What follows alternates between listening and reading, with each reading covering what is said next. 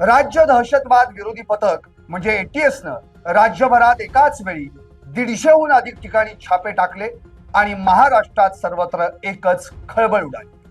कारण काय? तर पाकिस्तानातील कुख्यात गँगस्टर शहजाद भट्टी सोशल मीडियाच्या माध्यमातून भारतात स्लीपर सेल तयार करणारा हा गँगस्टर आता एटीएसच्या रडारवर। कोण आहे हा पाकिस्तानी गँगस्टर शहजाद भट्टी आणि महाराष्ट्रात काय घडवून आणण्याचा होता त्याचा मनसुबा? पाहुयात यावरचा हा special report. Pakistani gangster Shahzad Bhatti एटीएसच्या रडारवर, महाराष्ट्रात कशी जमू पाहत होता भट्टी, पाकिस्तानात बसून भारतात घडवू पाहत होता घातपात। पाकिस्तानी कुख्यात गँगस्टर शहजाद भट्टी एटीएसच्या रडारवर, महाराष्ट्रात एटीएस कडून 150 ठिकाणी छापे, 100 जण ताब्यात। पाकच्या शहजाद भट्टीचं काय आहे महाराष्ट्र कनेक्शन?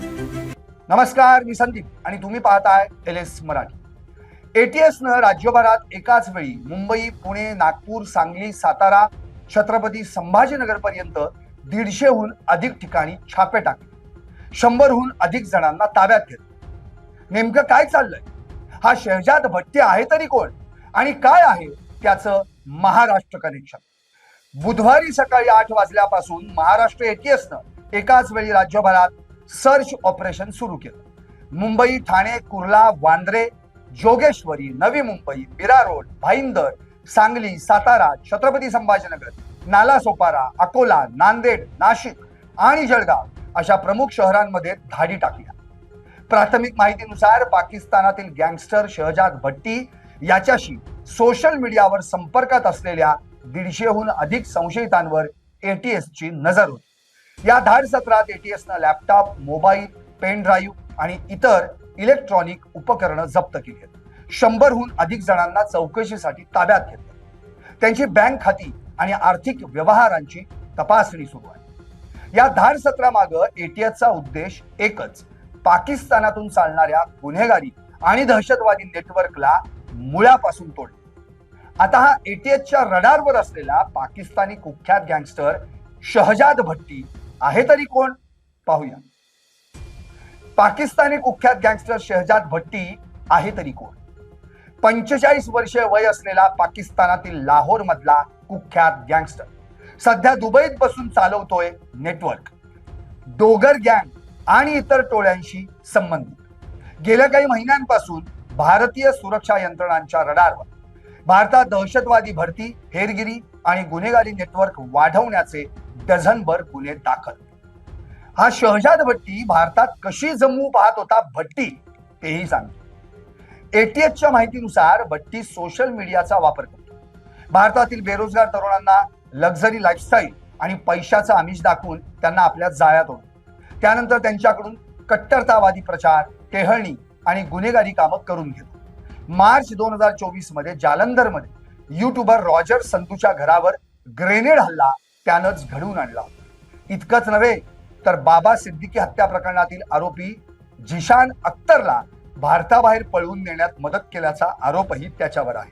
महाराष्ट्रात छापे पडण्यापूर्वीच दिल्ली पोलिसांच्या स्पेशल सेलनं मोठी कारवाई केली होती। या भट्टीशी संबंधित 2 मॉड्यूल्स उद्ध्वस्त करून दिल्ली आणि पंजाबमधून 6 संशयितांना अटक केली होती।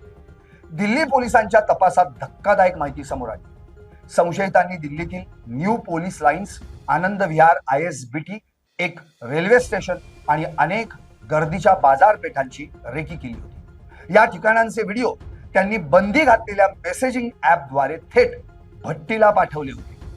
आता सगळ्यात गंभीर बाब म्हणजे पेट्रोल बॉम्ब। तपासातून समोर आलंय की हा भट्टी दानिश उर्फ चांद मियाला माल पोहोचवण्याची आणि साठवण्याची सूचना देत होता। हा माल म्हणजे हल्ल्यात वापरण्यासाठीचे पेट्रोल बॉम्ब होते। राजघाटामागील विजय घाटावरून दिल्ली पोलिसांनी आधीच पेट्रोल बॉम्ब जप्त केले होते। या चांद मियाला त्यानं हल्ल्याची टेहळणी आणि नियोजनाचं काम दिलं होतं। ऑपरेशन यशस्वी झाल्यास त्याला 20,000 रुपये देण्याचं ठरलं होतं। त्याचा साथीदार सलमाननं या हल्ल्याचं चित्रीकरण करून ते फुटेज भट्टीला पाठवल्याचा आरोप आहे। महाराष्ट्रातही भट्टीनं आपलं जाळं पसरवण्याचा प्रयत्न केला होता। मात्र छत्रपती संभाजीनगर एटीएस युनिटनं मोठी समांतर कारवाई केली। छत्रपती संभाजीनगर, जालना, बीड आणि धाराशिव जिल्ह्यात धाडी टाकून एकूण 13 संशयितांना ताब्यात घेण्यात आले. छत्रपती संभाजीनगर मधून 9, जालन्यातून 2, बीडमधून 1 आणि धाराशिव मधून 1 जण ताब्यात घेण्यात आला. जालना जिल्ह्यातील भोकरदन तालुक्यातील जांभळा येथील अनीस शेख आणि अंबड तालुक्यातील म्हसई तांडा येथील भरत जाधव या दोघांना ताब्यात घेण्यात आले.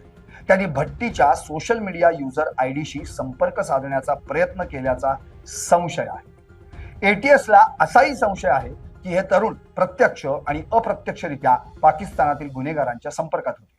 त्यांच्याकडून गुन्हेगारी कट आणि शस्त्र तस्करीचा कट उधळून लावण्यासाठीच ही मोहीम राबवली गेली. एकूणच काय तर पाकिस्तानात बसून शहजाद भट्टी सोशल मीडियाच्या माध्यमातून भारतात अशांतता पसरवण्याचा प्रयत्न करत होता. पण महाराष्ट्र एटीएसनं वेळीच कारवाई करून त्याचं मोठं नेटवर्क मोडून काढलं. आता ताब्यात घेतलेल्या 100हून अधिक जणांची कसून चौकशी सुरू आहे. पैसे कुठून आले, पुढचा प्लॅन काय होता याचा तपास सुरू आहे. सोशल मीडियावर येणाऱ्या अनोळखी मेसेज आणि आमिषांना बळी पडू नका. देशाच्या सुरक्षिततेशी खेळणाऱ्यांची कोणत्याही परिस्थितीत गय केली जाणार नाही. चुकीला माफी नाही हे लक्षात असू द्या. तुम्हाला काय वाटतं? व्हा व्यक्त आणि पाहत रहा LS मराठी.